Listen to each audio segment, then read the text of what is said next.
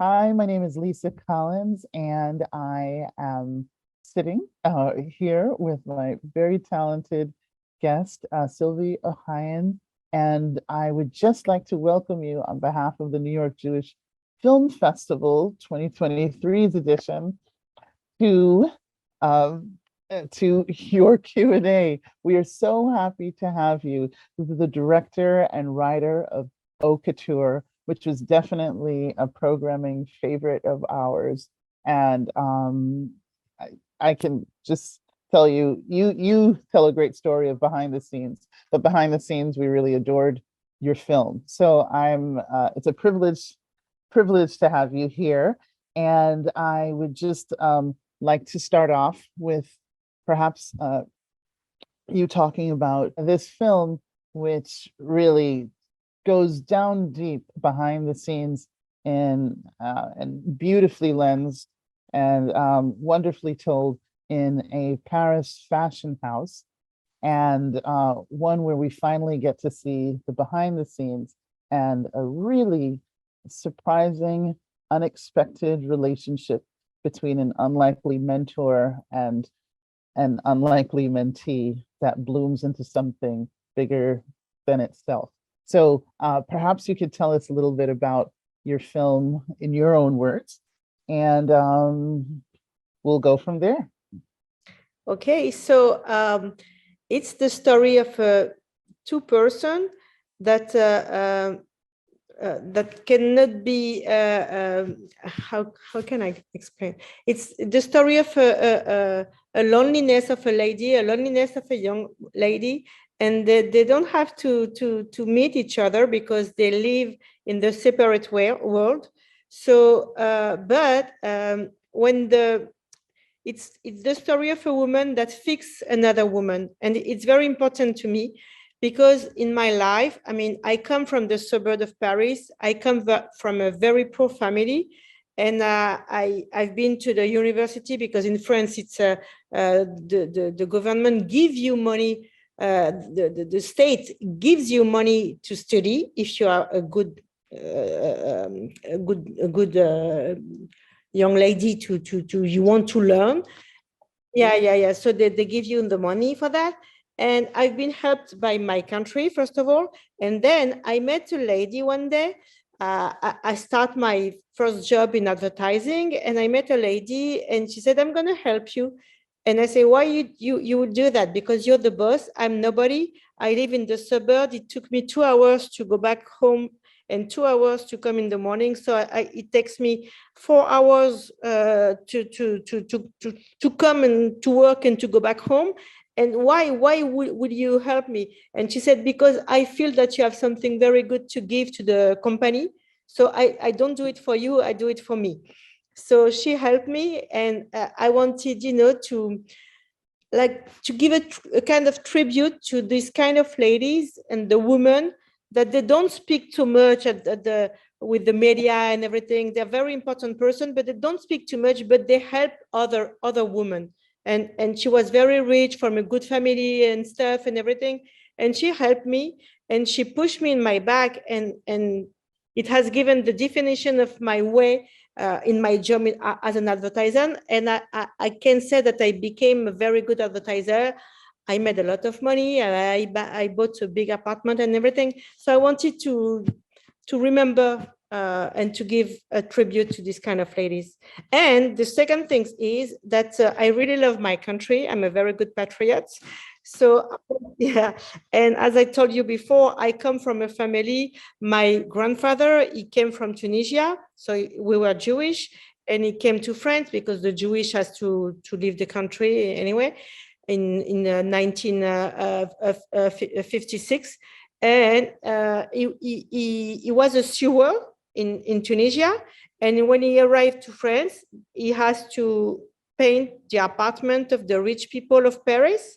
So he made very, very tiny money, but he was working all the time.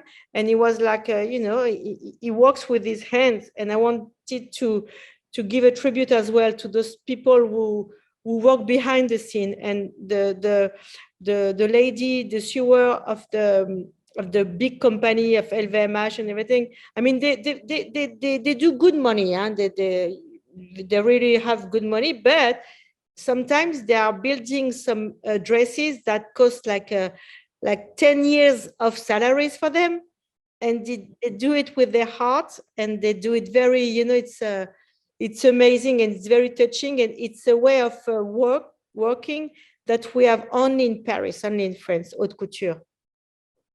Sorry, I love my country. That's a beautiful answer. Yes.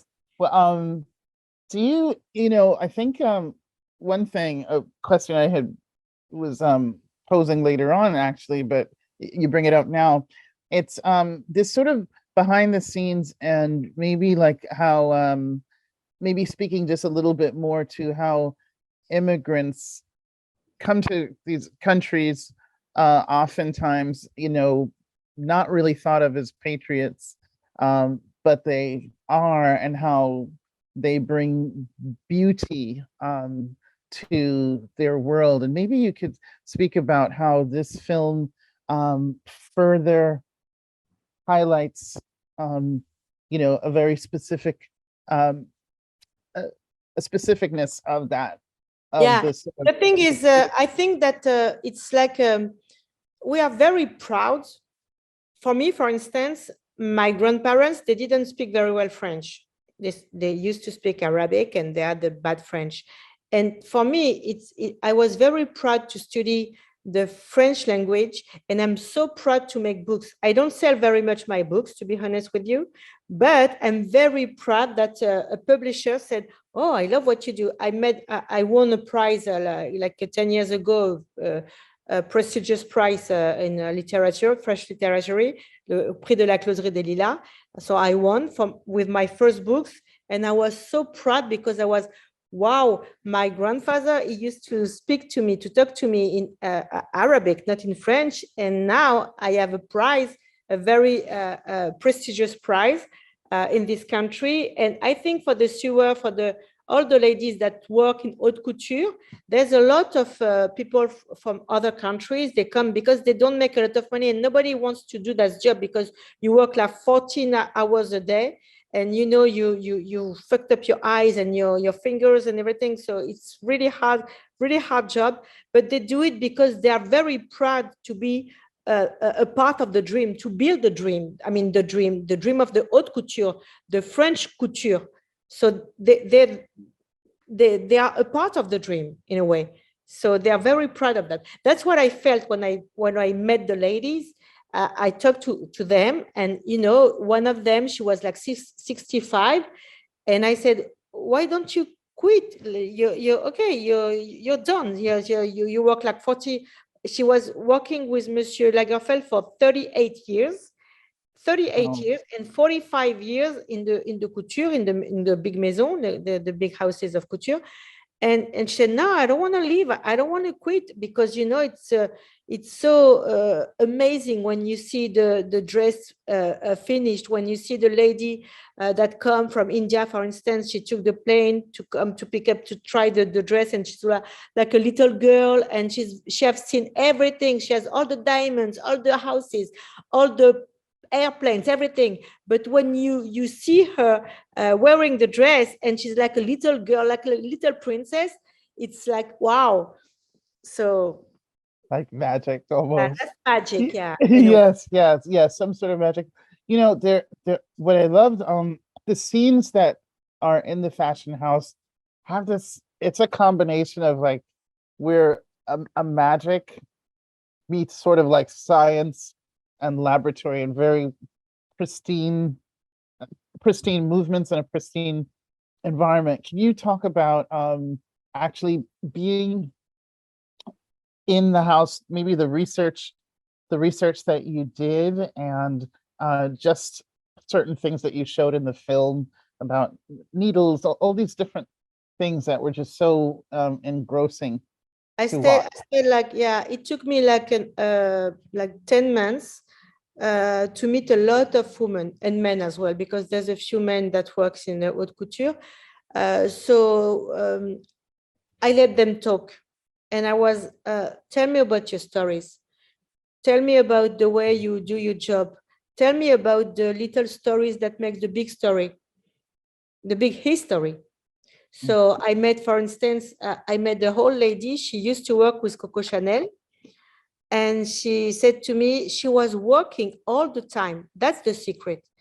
There's no genius. She said to me, there's no genius.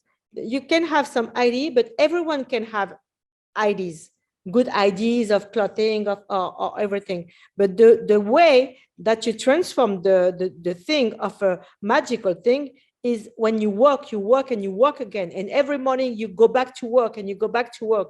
So, and I think that's my Jewish part, because in my culture, my grandfather, when I was a kid, they used to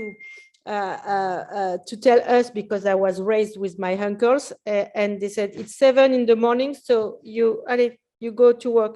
And say, I go to school at 10. My school start at 10. No, I don't want to see you in the bed. 7 in the morning, you stand up, you read a book, but you go out of your bedroom. You don't stay in your bedroom. So, it's the way that you raise the children. And that's the first things. And the second things, it's the taste of the books, because we had to, in my family, we had to open books and to work. And I've seen that when I met the sewers of all the houses, Chanel, Dior, Saint Laurent, or Louis Vuitton, and all that ladies at 8 they're at the office, and they're working, they're sewing, they do it, they read, they fix it, and they help each other. They help each other a lot. Speaking of your Jewish side, your Jewishness, and identifying, of 2 different questions with that, and then of course talk about the actresses and come back. But I wanted to find out, you have, so this main character, Esther, you by this with this wonderful performance by Nathalie Baye. I wonder, how do you feel that her Jewishness built this composite of the character who we're learning about and we're seeing? It's the propension to work a lot and a bit of sadness as well, because there's 2 different kind of Jewish people. There's the Sephardi and the Ashkenazi, so they don't have the same history, as you may know. But for the character of Nathalie Baye, of Esther, I wanted to, because Nathalie, she comes from the ballet. She used to be a dancer when she was very, very young. And it was really hard to her, because her professor told her, she used to tell her, oh, you're very bad, you're too skinny, you're too fat, you're too skinny, you're too fat. And she said it was awful. So it makes me like, I was like a kind of persecution, she told me. And I said, oh yeah, like the Jewish people of the Ashkenazi, of the Eastern Europe, and all those people, the story, the history and everything. And I said, okay, I want you to pick up in this sadness that you have in your heart from your very your childhood, when you start the ballet. Because in our culture, the most important thing is you do your job, you do it good. I mean, whatever is your job, being a mother, being a cooker, cleaning the house, or writing a book. So you work. So, So I'm not sure I'm clear, but yes. Yeah, no, it's always you come to this, the conversations around ethnicity and race and identity. There are always so many like complications with it, and talking, trying to talk within stereotypes and break stereotypes and all of these things. And I did notice that in Haute Couture there was even how the Arab women, young women, identify with themselves and talk about themselves and what is Arab and what is not. Do you have any, I would say, fear, or were you hesitant to have any of those discussions now, as culture is so much more of a sensitive place and space to speak about, the layers of identity? Yeah, actually in France, it's a big issue because we have many problems with the racism in this country at this moment. Like we had the election a few months ago, and Marine Le Pen, who is extreme right, extreme, voilà, nationalism, she was able to win the country. So everyone were very afraid. So there's a kind of crispation in this country about the identity, the culture, and everything. We have a lot of Muslim. Actually, my father is a Muslim and my mother is Jewish. So you see the problem with me, and there's a lot of opposition between all the cultures in France. So it's interesting your question, because when I wrote the character of Nathalie Baye, of Esther, I had many sentences about her Jewish part, and the young lady Lyna Khoudri, she used to gently attack her about her Judaism, and all the producers told me, no, we cancel those sentences. No, we're gonna have problem with it. So please, okay, she's Jewish, but not too much. So I had to leave that, And for instance, me, I'm Jewish, as I told you, but I passed my whole life in the church. I love churches. I love the Virgin Maria, Mary. Mhm. So I put candles every Sunday. So but I'm Jewish, but it's okay. I like to go to the church. So it's not very well seen here in this country. I mean, you cannot mix your identities. You cannot borrow some culture of your neighbor or something. So it's a bit sad in a way. Can you tell me a little bit about this chemistry that happens so immediately between your actresses? I mean, so many of them, as an ensemble, but the main two, and even you can speak to the four or the five, but it gets very emotional, and usually it's hard to believe something like that, but it really becomes immediately believable. What do you think that is? Or why that is? To be honest with you, it's my responsibility to look at them as I love them, and I love those ladies. I love women. I'm very respectful for all that. As I told you at the beginnings of the interview, a lady that she didn't have to help me, and she helped me a lot. My mother, I don't have a father. My mother was very poor. So I wanted to rent an apartment in Paris, and nobody told me, no, because your parents cannot help if there is any problem. This lady said, okay, I give the money. No problem. I put my name on the contract. No worry. She helped me. And I think it was my responsibility to look at those actresses as I love them. And I didn't want to have a competition between them, because in my first movie, we had problems with the two actresses, the youngest one and the older one. The older one, she was picking the young one, and I said, never again, never ever again. So I made a big lunch with those ladies, and I said, okay, we are here to give a tribute to those women that give their heart to each other. So I want to see that in my movie. And at the end of the movie, as you have seen, maybe I said I dedicate this movie to all the ladies of a good voluntary, and because it's a sentence that's written here at the Panthéon.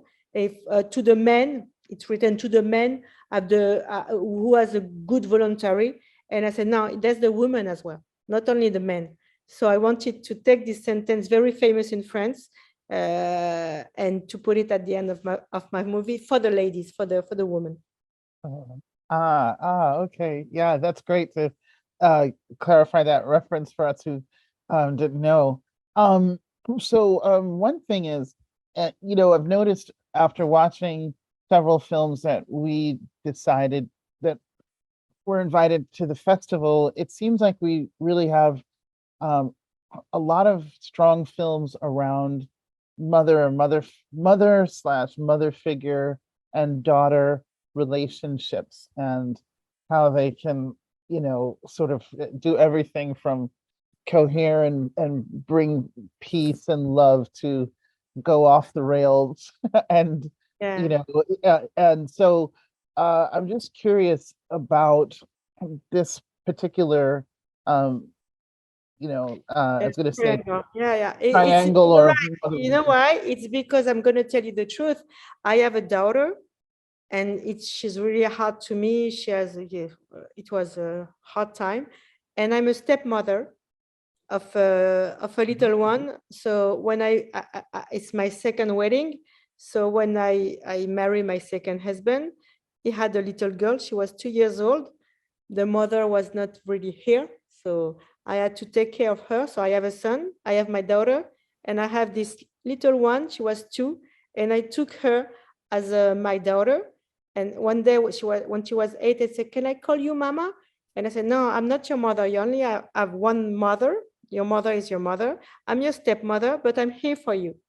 And today she's 18, and she's very happy. She has a good life. She's exactly like me. She has the same taste. She had the same, the way she psycho. She's straight. She works a lot. She's very good at school. So she's exactly the opposite of my daughter, and she really looks like me. See, that's funny. But she's not my daughter. So I wanted as well to talk about what is it to be a mother, a stepmother, the mother of a child who is not your child. You didn't have her in your body, but you raised her. And today right. she's 18. She's studying in Canada in McGill. And she texts me, and I said, and she was crying. She didn't want to leave Paris, and I said, "It's a good university, so you have to go there." And they said, "I'm far, but I'm here." We have WhatsApp, so every night she texts me all the night. She texts me more than my own daughter. Yeah. So in a way, I think in translation, it's more like not your daughter biologically flesh and blood, but ultimately your daughter by in every other sense of the word. Yeah. Well, if you can you share with us what it was like to work with Dior, perhaps? Or at least to reference them. Did you have It issues, was or were there very challenges, easy, or no issue. I just wanted to have the real dresses of a haute couture, because as I told you, I really wanted to give a tribute to that wonderful couture that we have in France. Haute couture, you can only call haute couture in France, in Paris. You cannot call haute couture in another country. So haute couture, it's only for France. High couture, it's for France. So I just wanted to give a tribute. So I said to Dior, I don't want to redone the dresses. I want the real dresses. And those dresses, you can believe me, they cost a lot. So we had 2 men like this every day on the set, watching the dresses more than the actresses, because one of the dresses was, she told me like it was 500,000 euros, so €500,000 for one dress, a wedding dress.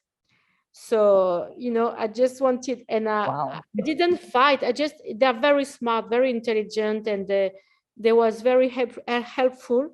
So I met them, and I said, okay, I want the right dresses. I want the haute couture dresses. I don't want the copy or prêt-à-porter. I just want the real dresses, the haute couture. And they said, okay. But they said as well, I wanted to have a black lady to have the dresses, the real, Yes. for during the film, she's making the dresses, the dress, I don't remember the name of the dress, the white one, the wedding one.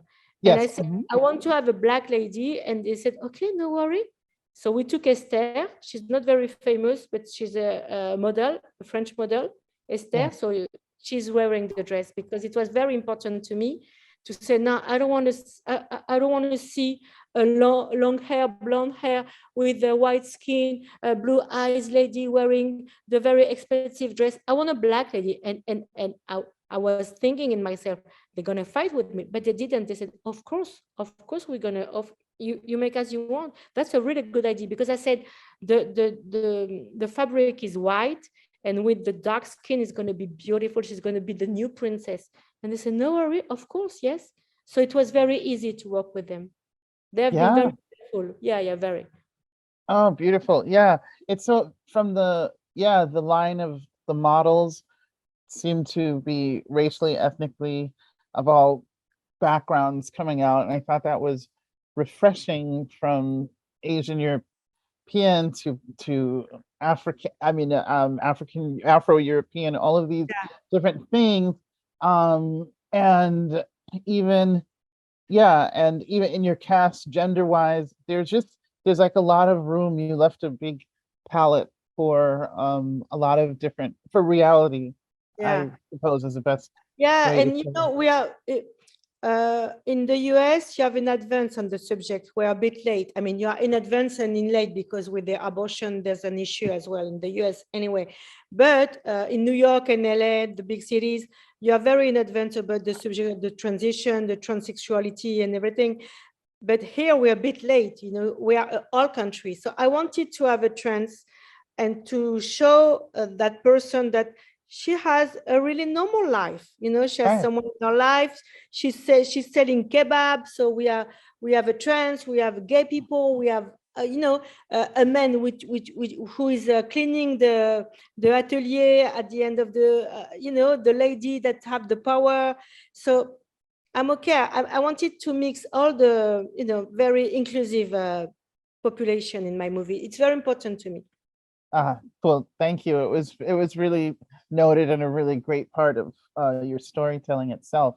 Thank you. And how about just working with Lyna as this new I guess I don't know how much she as an actress has been in prior, but can you talk about I don't know, yourself, maybe as a director, filmmaker, mentoring, and really partnering with this younger actress at this stage? And yeah, Lyna, it was not my first idea, to be honest with you. And a friend of mine, Sylvie Ohayon, who is a French director and my producer as well, they told me, so they just came back from Cannes Film Festival, and they said, we have seen that little one at the Papisha, the movie called Papisha, and you should meet her. So I met her in a coffee just here in Paris, and I just realized that we have been raised in the same city. I mean, I come from the suburb, as I told you before, La Courneuve, and she comes from Aubervilliers, so it's very close. And we had exactly the same way. It means that we were the same. We have been raised in a horrible landscape, because there's buildings everywhere. You don't see the sky. When it's raining, the walls are gray, the ground is gray, the sky is gray, everything is gray. And we were looking for the sun, her and I, and where is the sun? So we try to travel, because the municipalities, the communists, because they are communists, they gave us money to travel all over the world. So one day they sent us to the United States to say, oh, look at those Americans, they're very bad. You have to pay for school. So you're going to pass 2 months in the US. Okay, I go. So we've been to the US to see how powerful is the system, the American system. And I felt in love with the USA. And I said, I want to go back here. So I go every summer, 1 month from this time in the USA, because it's very important to me to stay there. And but it's like an anecdote, but just to tell you that we've been raised in an area very, very bad, and we wanted to leave. And the first big travel we made was the US, for her and for I as well. And we discovered a new world. I was 17, and it's what? The world can be so big, so huge. I mean, you can have buildings that are beautiful. What? I want to travel everywhere. I want to have a huge life. I want to have a, larger life. So, and Lyna, so too, she has exactly the same thought. Oh, awesome, awesome. And how did the fashion community so far, or how is the, I guess from publications to maybe the fashion houses themselves, what's the feedback that you've received so far, or perhaps hope to receive? I'm not sure how much or how released the movie's been into the public, but clearly Yeah. congratulations on The Cannes.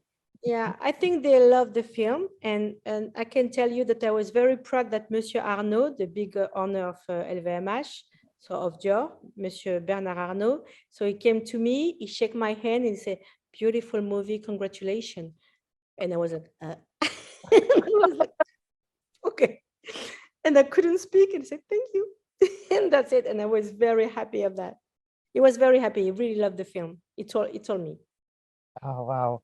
And I did love when some of the scenes when they are looking at the fashion line, the I would assume the head designer who you have really doesn't have to say verbally much. It's a lot of you use Yes. sound and lack of sound off screen, just gestures a lot to just you know uh advance a scene. Maybe you could talk about that. It's very Yeah, interesting how because you do that. yeah, I wanted to make the spectator, I mean, the audience dream a little bit. So for me, it was very important that we don't have to talk anymore. We just have to see the magic happening. So the music was very important to help that, and the picture. I mean, the dresses, they are so beautiful. So I didn't want to have any word. When I was an advertiser, I did the film for Air France, making the sky the most beautiful place on earth. And Mm. I'm very, very scared of taking the airplane. So I said to the client, I don't want to have any word. I just want, like the people, they can fly for 30 seconds watching the advertising on TV. They're going to fly for 30 seconds, not blah, blah, blah, blah, blah, blah.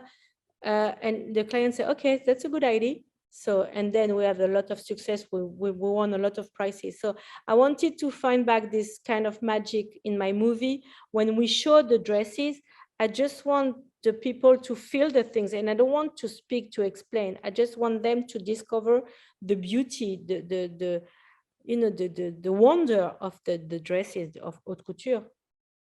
What's the neighborhood where your character where Lena Banlieue, banlieue, dans la banlieue, banlieue. you well you Sorry. Okay. Yeah. It's the I'm so, suburb. I mean, it's the yes, suburb. Yeah. Because when yes. people arrive from North Africa, so they quick built big buildings, very bad buildings with the wallpaper in paper. You can hear the kitchen of your neighbor and everything. Anyway, so I was raised in this kind of area, and so Lyna too.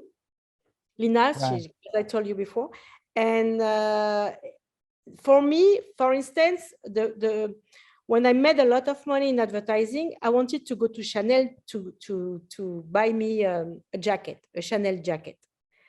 And I said, I cannot, because I come from the banlieue, I come from the suburbs, so I cannot go to this kind of shop. They're gonna recognize me, and they're gonna say, "You go out, you go out, you bad girl." And well, so I came and I said, well, I won't steal it. I'm going to pay for it. I'm going to pay a lot for it. So let's try. And when I just arrived in the shop, I met like a lady, and she came from the suburb as me. The seller. And she has an accent, because we have an accent. I mean, I don't have it anymore because I left 25 years ago my suburb, but my banlieue. But we have a tiny accent from the suburb. and we recognize our accent, and we had a big laugh. And I said, what are you doing here? And I said, I want a Chanel jacket because, you know, I want to be the princess of the story. And say, okay, go, come. And, you know, I shouldn't say it, but she gave me a bargain. She Oh, gave me a yes, good. bargain. Yeah, she said, you know what I'm going to do? I'm going to give you a bargain, 25% off. And I said, what? And I was laughing. It was my first time at Chanel. Oh, amazing. See, Yeah. Chanel even, As I yeah, told you, all the ladies, sometimes, you know, it's like the karma of the ladies, of the women, they help yeah, each other. I love men. Huh? I have a son, I have a husband, I love men. But I can right. say that when the lady, they help each other, it makes like a lot of heat and big things as well.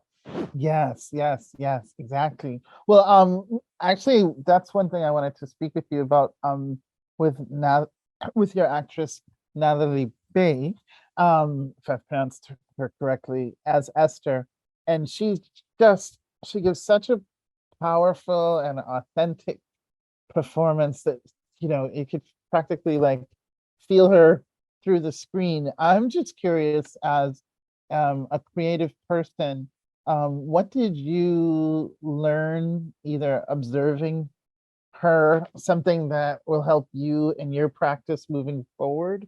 Um, you The know, thing is, yeah, as I told you, is she comes from the ballet. So when she was a child, she used to work very hard to become a dancer, and it was really hard. And I say, okay, you have to go to pick up with these memories, your sadness, the hard time you had at this moment, and then I want you go back to them. So what I learned from her, it's she's here. She has four very big distinction, like a Golden Globe. So in France, we say César. She has four César. oh, wow. Yeah. In France, she won four César 4 times. And I realized it's because she's working. She's very serious. She's working a lot. You know, we start the shoot at 8 in the morning. She was here at 6. She has nothing to prove anymore. Nothing, but she was here at 6. And I'm going to tell you something. You can see on the newspaper, if you go on Google, 1 month after the end of the shoot of my movie, Yeah. she's been to the hospital. She gets sick, but you know, she didn't, because we shoot in the winter, in December, and at the nighttime, outside it was very cold, and she's like 70 years old woman. She's 70, she's 70, so 72. And she didn't say anything, you know. She was here on time. She was working very hard, and you know, that's the secret again. I mean, what I learned from her, it's you here, you have this way in your life, your in your job, because you have worked every day hard, very seriously. She's very serious. And I just had to tell her, you have to pick up in your memories from the ballet, when you used to be so sad and to cry and to swallow your all your pain, all your sadness. You have to swallow everything and smile, because you're a dancer. So you're making the dream of the ballet. So, and I said, okay, you're making the magic with the dresses, but you know, it's hard for your eyes, it's hard for your fingers and everything. It's hard to be stand up like 14 hours a day, but you have to smile, because you're building a very beautiful dress. So I want you to remember those times and say, okay, I'm okay. Oh, that's pretty great. You know, as in her performance, there's like a sternness and a comedy almost at the same Because she's very funny. time. Yeah, she's very funny. Yeah. So it's great that she's able to pick up and, you know, transport that. She's a big actress, and I think she loved the story as well of that lady, that's loneliness. And you know, she has problem with her own daughter, as I used to have. And you know, she's gonna fix the relationship with the daughter with another girl. And it's very important for me, I mean, to fix the world by trying to be a good person, help each other, give love in a way, in all ways you can give love by giving your secrets of your job, giving your time, listen to a young lady. So it's kind of love, and it's very important for me, and it's gonna save the world. You'll see. Oh, well, those are amazing, hopefully prophetic, and words that we can sort of wrap up our interview with and say to people, go forth with love. Yeah. Yes, and as Love well. to save the world. Look like what's happening in Iran today. All the ladies, even the men, they're like, oh, they're amazed. All those ladies, they're bidding for the freedom, with the abortion in the US as well. So all those ladies outside, the old ladies, they say, hey, oh, I used to be a young lady and it was a very hard time. So we want to rewrite the story. So they fight. They're like, I've seen on TV, like they are like 85 years old and they're outside by the cold weather and they're fighting for the abortion. And that's great. That's love. Mm-hmm. Yes, passion and love and sort of believing and sort of helping the world exactly advance and progress. Yes. Well, we are so thankful to have you. Should we ask what plans might you have coming up on any new projects, be it books or film? I have different projects, but at this moment I'm working of because I have a problem with the food. I have TCA, so and I met that chef Guy Savoy. Is the best best restaurant in the world. Is French, and I met that guy, and I met a little boy of 6 years old, passionate, and I wanted to write the story of that chef that's gonna help a young lady to fix her problem with the food by making her taste the taste of life by his food. And I would like to have him in my movie. And I met that man like a few months ago, like 2 months ago, and I've been invited in his restaurant. I didn't know it was the best restaurant in the world. It's the best. He has the price like 3 weeks ago, and I didn't know that. And it's for the 5th years consecutively. It's the 5th time, and he's amazing. He's very honest, very pure, and I would like to write the story of this kind of man helping a young lady to fix a problem with the food. Oh, great. Anorexia and everything. Great. Well, we wish you all the best with that.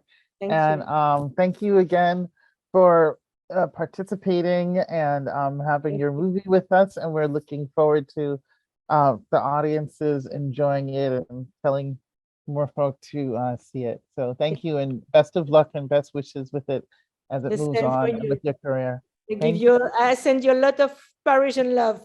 Thank you so much. Thank you. Bye. Bye, Lyna. Thank you. Bye. Take care. Bye-bye.